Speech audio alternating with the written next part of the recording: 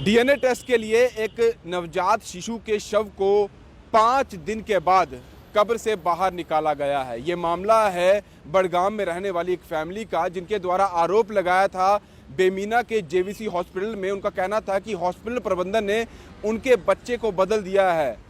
जब जन्म हुआ था तब एक डॉक्टर द्वारा हमें ये बताया गया था कि आपके घर में लड़का हुआ है, लेकिन इसलिए वो बच्चा हमें उस वक्त नहीं दिया गया क्योंकि हॉस्पिटल के डॉक्टर्स का कहना था कि बच्चा जो है वो अस्वस्थ है, वो ठीक नहीं है, कमज़ोर है, इसलिए उसे ऑब्जर्वेशन में रखा जाएगा, उसमें उसे ट्रीटमेंट जो है वो दिया जाएगा और उसके बाद जब बच्चा स्वस्थ हो जाएगा तब आपको सौंप दिया जाएगा।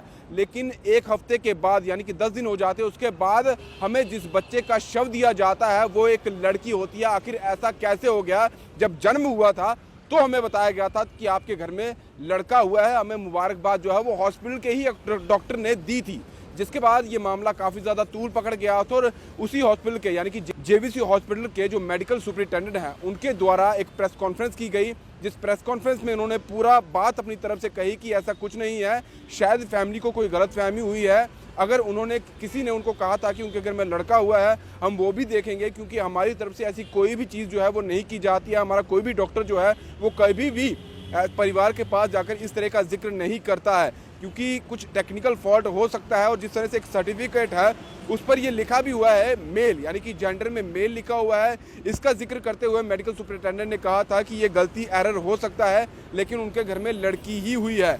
और ये मामला उसके बाद और तूल पकड़ गया। कहीं ना कहीं अब प्रशासन द्वारा भी हस्तक्षेप किया गया है और अब उस बच्चे के, उस नवजात शिशु के शव को 5 दिन बाद कब्र से निकाला गया है और अब उसका डीएनए टेस्ट किया जाएगा। और डीएनए टेस्ट के बाद ये पता चलेगा कि क्या उनके घर में इसी बच्ची का जन्म हुआ था या फिर हॉस्पिटल में बच्चा बदल दिया गया है। एक बहुत बड़ी लापरवाही जो है वो देखी जा रही है। अब यहाँ पर या तो हॉस्पिटल के जो लोग हैं वो जिम्मेदार है, क्योंकि परिवार का साफ तौर पे ये कहना था कि जब बच्चे का जन्म हुआ था 3 तारीख को जो महिला है वो एडमिट होती है और उसके बाद जब उसकी डिलीवरी होती है हमें ये बताया जाता है कि आपके घर में लड़के का जन्म हुआ है। ये परिवार का कहना था। हॉस्पिटल के जो डॉक्टर हैं उन पर आरोप लगाया गया था।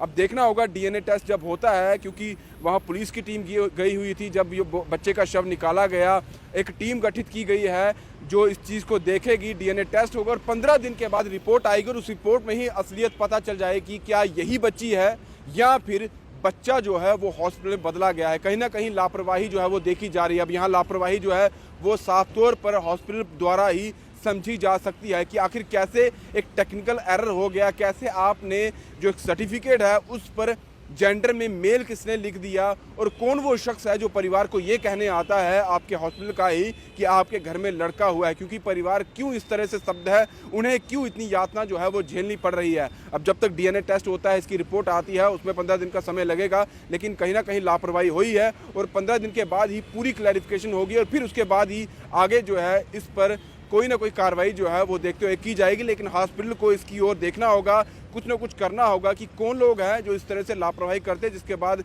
इस तरह की चीज़ें जो है वो सामने आती हैं। फिलहाल दीजिए इजाज़त। ब्रिजेश अवतार के साथ Rahul Singh, the state central के लिए नमस्कार।